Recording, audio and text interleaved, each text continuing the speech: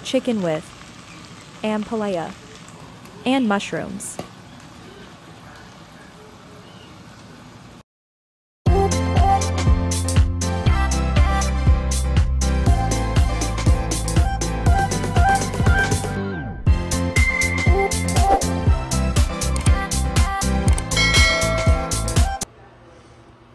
So, hi guys! Magluluto tayo ng ulam ngayon for tanghalian. So, ang aking menu ngayon ay meron akong ampalaya, meron akong chicken, mushroom, at bawang sibuyas. So, parang ang gagawin ko sa kanya is parang ginisa siya, parang gisa lang, hindi naman adobo.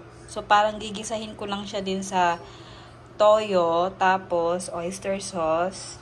Tapos, ilalagay ko tong sahog. Ito, yung mushroom and ampalaya.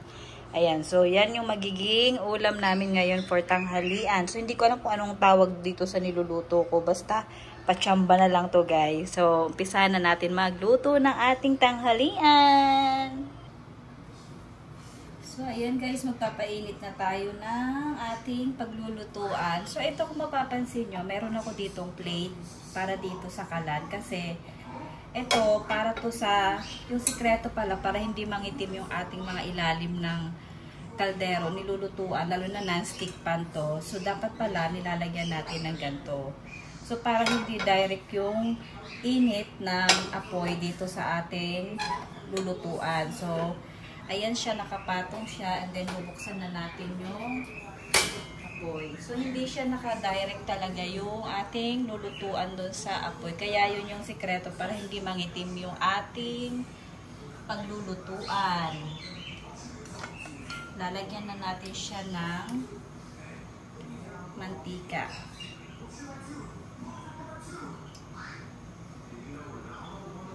Ayan.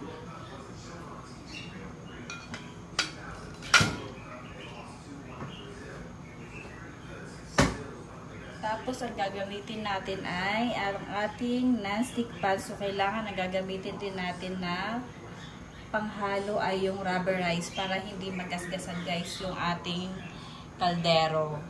So, paiinitin lang muna natin to. Then, ilalagay na natin yung ating bawang at sibuyas.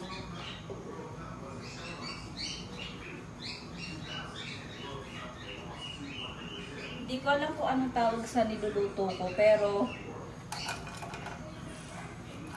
tsamba-tsamba na lang yan guys, ang ating lulutuin. Ang importante kasi sa akin ay merong gulay yung niluluto ko para kay kulit. So, every time na magluluto ako, minsan kasi bihira lang kami maggulay. So, kapag halimbawa may manok, yung adobo nilalagyan ko ng ampalaya. Di kaya naman, ampalaya lang, tapos kahit wala ng manok, ay wala ng baboy, kahit itlog lang, okay na yung sahog sa kanya. Basta makakain ng sikulit ng gulay para sa lunch na. Ayan, nakasilip. Hindi ka kita, nak. Hindi ka kita. Baba ka pa konti. Oh my God. So, nandun lang siya sa sala, nanonood lang ng Lego.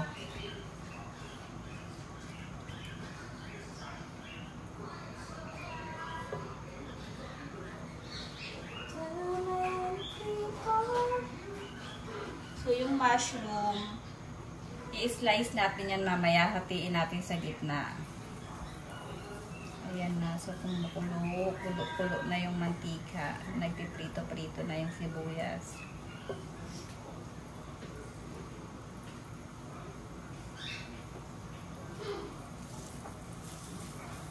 Ito yung kagandahan dito sa plate.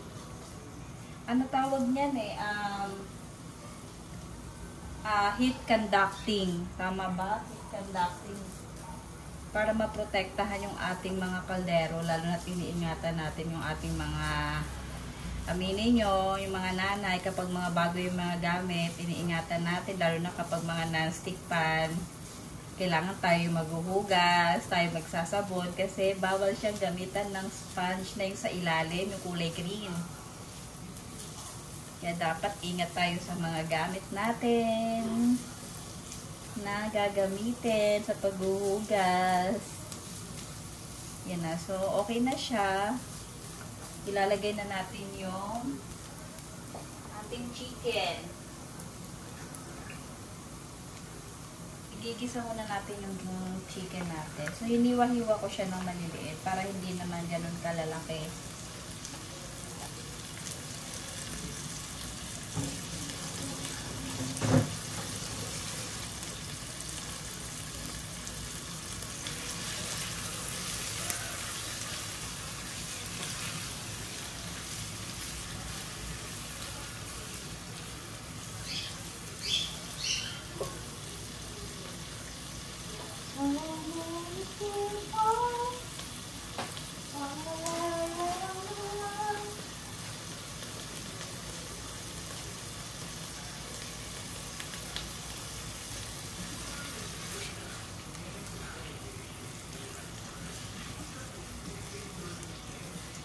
Medyo palutuin lang natin ng konti yung chicken.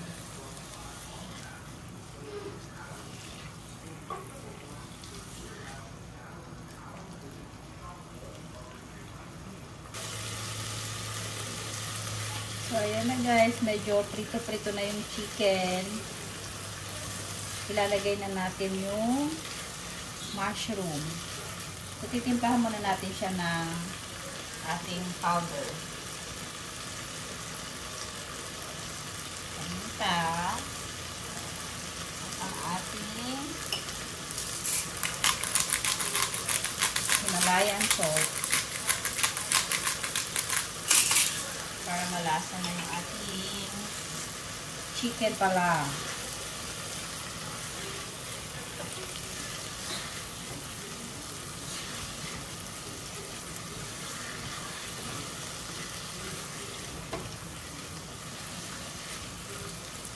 Tapos ilalagay na natin yung mushroom.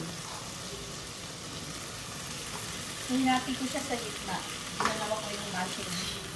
Para hindi naman ganun kalaki.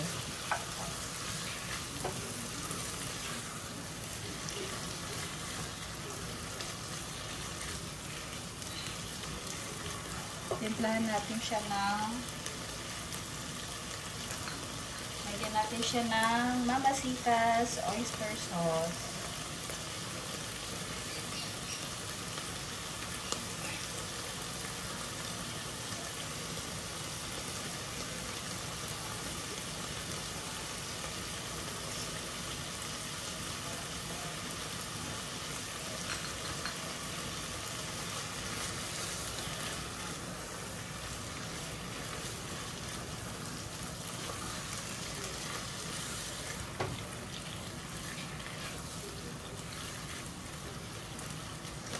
Madali lang ito lutuin guys.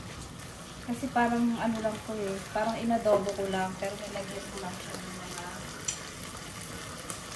Then in-next natin yung ating ampalaya.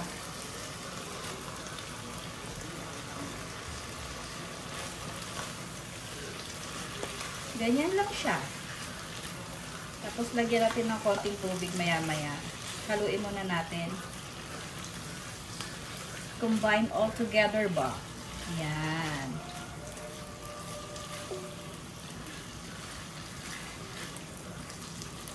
Mamaya ko na siya lagyan ng tubig. Itakpan na muna natin saglit guys. Check na natin.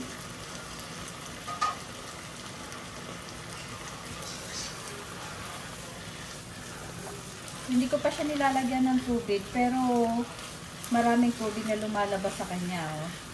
Siguro dahil sa chicken. So kahit konting tubig na lang ang ilagay ko mamaya.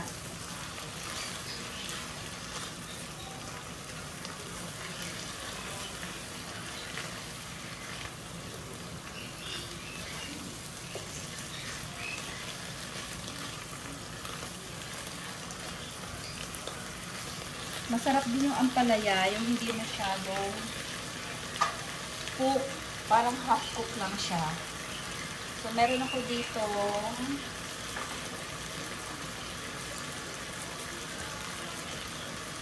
Meron ako dito 4 cubes.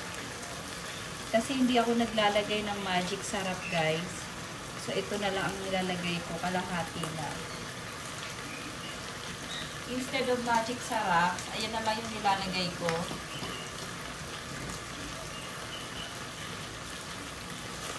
Ayan o, hindi ko siya nilagyan ng hindi ko siya nilagyan ng tubig pa. Pero, masabaw na siya. Naaamoy ko na. Ang bango-bango ng ulam namin ni Nino, ni Colette. O diba? Kahit siya, chicken, pero may twist pa rin, may gulay. So, healthy pa rin tayo, guys. Lalo na kay Colette. Hindi talaga pwedeng hindi ako magluto na walang kasamang gulay. Kailangan lagi siyang may gulay. So, lalagyan ko siya ng konting tubig lang.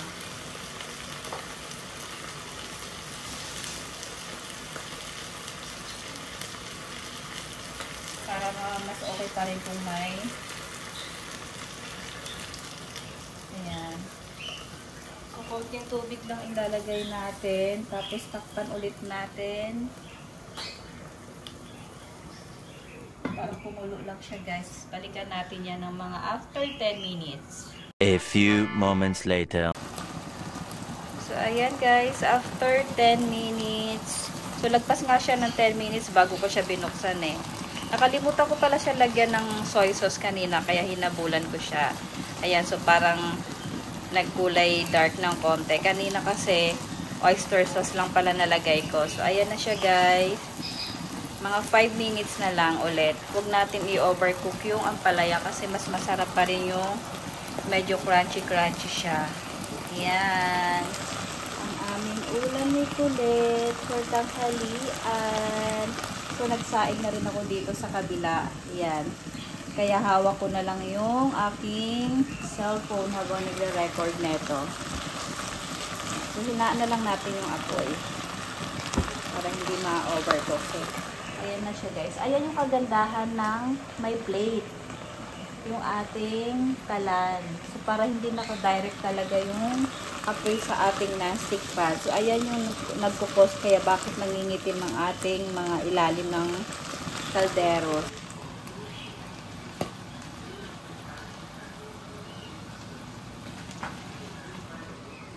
Masarap kaya? Ang aming ulam ni Colette. Bye-bye, guys! Thank you for watching!